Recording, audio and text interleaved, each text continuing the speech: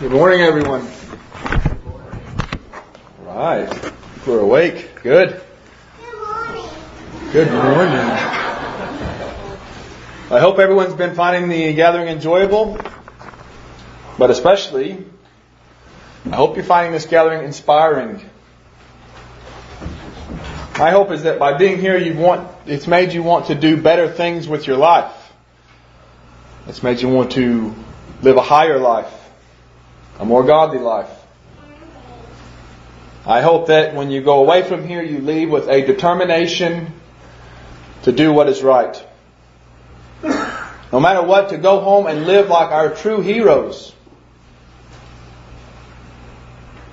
Men and women like Gideon, like Deborah, Samson and Samuel, Joshua, the apostles. I hope that you're inspired to live a story that will be written in God's book. A story that will be spoken from the housetops to God's honor in a future day. May it soon come. If you haven't gotten that sort of inspiration from this weekend so far, consider this a good and almost last opportunity to get it. How many here can understand the phrase, raise your hand? How many people can understand the phrase, raise your hand? Very good. If your hand was up, you can make choices based on God's Word. You have a capacity for obedience. You can obey. And every time you obey, every time you do something right, you make a stand for God. We are called to a purpose in this life higher and more noble and more lasting than anything else man has lived for. The question is, will we stand for that purpose? Or will we stand for the things of this present world? Will we stand for the truth, for righteousness and holiness? Will we stand for God? Or will we use our lives now for something that will be gone with tomorrow? Some of you may have heard about Custer's last stand on the way here, particularly if you came up from the south like Sister Zara and I did a few months ago. It's where he lost his life, where he gave up everything, truly.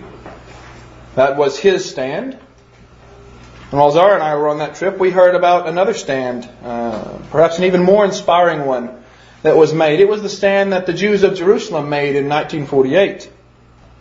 We were listening to really an amazing book. It's a true book called Old Jerusalem. I highly recommend it. And it talked about how in 1948 Israel, not even a nation yet, was facing several Arab countries that had vowed to destroy it as soon as it declared its independence. However, before it declared its independence, it wasn't even allowed to train an army openly. It wasn't allowed to import military goods and hardware. Couldn't buy weapons to protect itself from these countries who already had established armies, trained and equipped. We call it the Arab Legion. The territory all around Jerusalem as well was under the control of the Arabs. But David Ben-Gurion, the fiery first Prime Minister of Israel, decided the Jews would make a stand in Jerusalem at all costs. None of the city would be evacuated by Jews, even those living next door to armed Arabs, literally next door to armed Arabs, even though it was practically impossible for them to defend Jerusalem. The supply road to the city was blocked by Arabs. They had mines, they had roadblocks, and they had armed villagers living each side of the road just waiting for Jerusalem's flimsy convoy of vehicles to try to get them food, water, ammunition. Jerusalem was under a modern-day siege until Jews were living on rations of about 2 slices of bread per day and 2 gallons of water per day total per person for drinking, for cooking, cleaning, and bathing. But even when the Arab Legion's military vehicles headed for Jerusalem, no one left. Not even women, not even children. They stayed because their stand was in Jerusalem.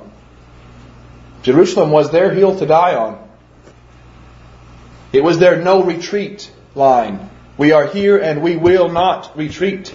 They would stand there if it meant they died there. They knew well the possible consequences.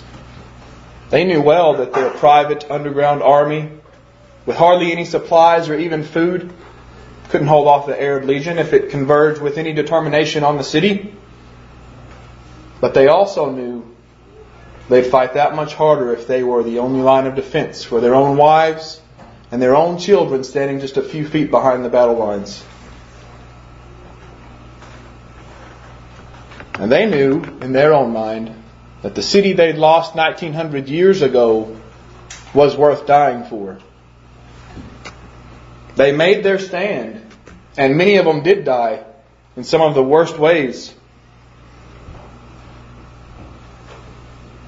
And here we sit, with our Bibles in hand, and a world around us desperately groping in darkness. We live in societies that say God is wrong. We can do things our own way. Man's way is right. Will we stand up for the truth? Will we vindicate God?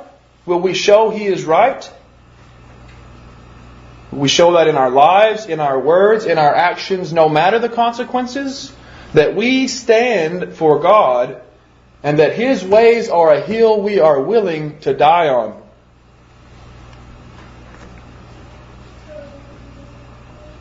Remember the heroes of Israel before God.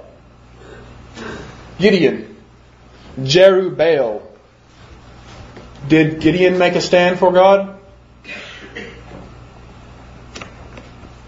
How did Gideon make a stand for God?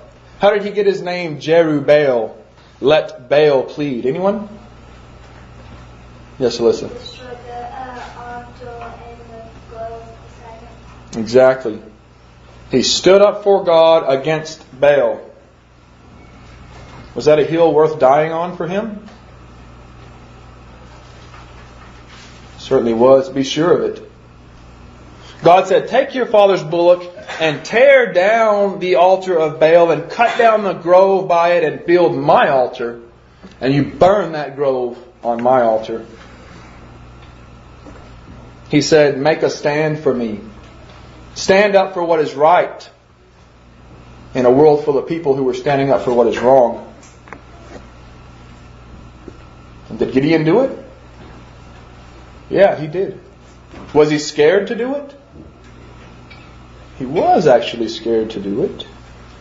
Judges 6:27 says, and so it was because he feared his father's household and the men of the city that he could not do it by day, that he did it by night. He was afraid. And those Jews in Jerusalem, they were afraid too. Most people, you see, are a bit afraid when they make a stand that may cost them everything. But they make that stand anyway if what they're standing for is worth everything. Ask yourself something. Are God's ways worth making a stand for? Will you make a stand for God's ways even if you might lose friends over it? Even if it might make you less popular? Will you still do what's right? Are God's ways worth making sacrifices for? Gideon knew. He knew God's ways were worth making a sacrifice for. They were worth standing for. His faith wasn't perfect at that point. Still needed strengthening, and each of ours does as well. But he acted on the faith that he had in obedience. That action of his to tear down the things that dishonor God, that action took faith. But do you know what else? It made faith. It made faith too. Every time we make a stand for God, it takes faith and it makes faith. Every stand we make for God takes faith and makes faith. James 2, verse 21 and 22. Was not Abraham our father justified by faith when he had offered Isaac his son on the altar? Seest thou how faith wrought with his works? And by works was faith made perfect. In the ESV it reads, you see that faith was active along with his works, and his faith was completed by his works. His faith was made complete when he acted on it. Every time we choose to make a stand for God, every time we choose to obey Him, it takes faith and it makes faith. It makes our faith stronger, more complete when we do things right. When we make the truth our hill to die on, we gain faith and assurance from that act. Turn back to Daniel chapter 3 that we read. Daniel chapter 3. And look at Shadrach, Meshach, and Abednego's statement for a moment. These are some heroes who made a stand. When the command of the king was disobeyed by these three faithful, Nebuchadnezzar gave them one last chance to obey him. Daniel 3.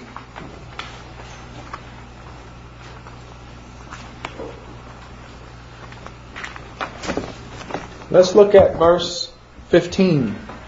Daniel 3, chapter 15. Daniel 3, verse 15. Nebuchadnezzar says to them after they've disobeyed, he says, now, listen here.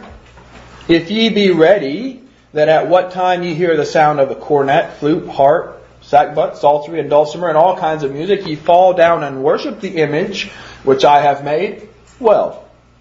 But if ye worship not, ye shall be cast the same hour into the midst of a burning fiery furnace, and who is that God that shall deliver you out of my hands? Verse 16. Shadrach, Meshach, and Abednego answered and said to the king, O Nebuchadnezzar, we are not careful to answer thee in this matter. If it be so, our God, whom we serve, is able to deliver us from the burning fiery furnace, and He will deliver us out of thine hand, O king. But if not, if God chooses not to deliver us, be it known unto thee, O king, that we will not serve thy gods, nor worship the golden image which thou hast set up. How's that for making a stand? And with an example of standing up for God when everyone else is going right along with wickedness. Talk about peer pressure.